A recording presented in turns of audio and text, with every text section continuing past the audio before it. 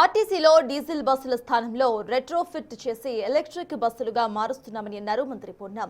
Diesel autos ను కూడా ఇటు రెట్రోఫిట్ కు అవకాశం ఇచ్చామని తెలిపారు. 15 ఏళ్లు పైబడిన వాహనాల కోసం స్క్రాప్ పాలసీ తీసుకొచ్చామని, 30,000 రూపాయలకు గ్రీన్ ట్యాక్స్ పెంచామని పేర్కొన్నారు మంత్రి పొన్నం. స్క్రాప్ పాలసీ తీసుకొచ్చిన అధ్యక్ష, గతంలో స్క్రాప్ పాలసీ లేదు. ఇప్పటికే దాంట్లో కూడా కేంద్ర ప్రభుత్వం ఇది ఎంవీఐ యాక్ట్ ఫెడరల్ సిస్టంలో కేంద్రము రాష్ట్రానికి సంబంధించి ఉన్న సందర్భంలో 30,000 రూపాయలను మళ్ళీ ట్యాక్స్ గ్రీన్ ట్యాక్స్ కింద కూడా పెంచడం జరిగింది. అంటే 15 సంవత్సరాలు పైబడ్డటువంటి వాళ్లకు స్క్రాప్ చేసుకోవాలి. స్క్రాప్ చేసుకుంటే కూడా మేము ఇన్సెంటివ్ ఇచ్చే విధంగా, స్క్రాప్ చేస్తుంటే ఇన్సెంటివ్ ఇచ్చే విధంగా వాళ్ళకు స్క్రాప్ పాలసీ కింద కూడా ఇన్సెంటివ్ తీసుకొచ్చేటువంటి ఒక ప్రయత్నం జరుగుతుంది అధ్యక్ష. జీవో తీసుకొచ్చినాం.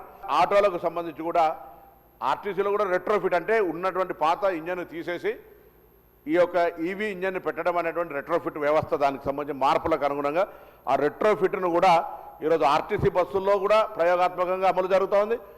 ఆటోలు కూడా రాష్ట్ర ప్రభుత్వం మొన్న ఒకసారి గౌరవ ముఖ్యమంత్రి గారు రివ్యూ చేసినప్పుడు రెట్రోఫిట్ ద్వారా హైదరాబాద్లో ఉన్నటువంటి ఆటోలన్నిటి కూడా మరి ఎక్కడ కూడా డీజిల్ వాహనం కనబడద్దు అనేటువంటి ఆలోచనతో చేస్తాను అధ్యక్ష. ఈ మధ్య కూడా ఎల్పిజి, సిఎన్జి, ఈవీ ఆటోలకు కూడా పర్మిషన్ ఇచ్చాం. యాక్చువల్గా హైదరాబాద్లో ఆటోలకు పర్మిషన్ లేదు.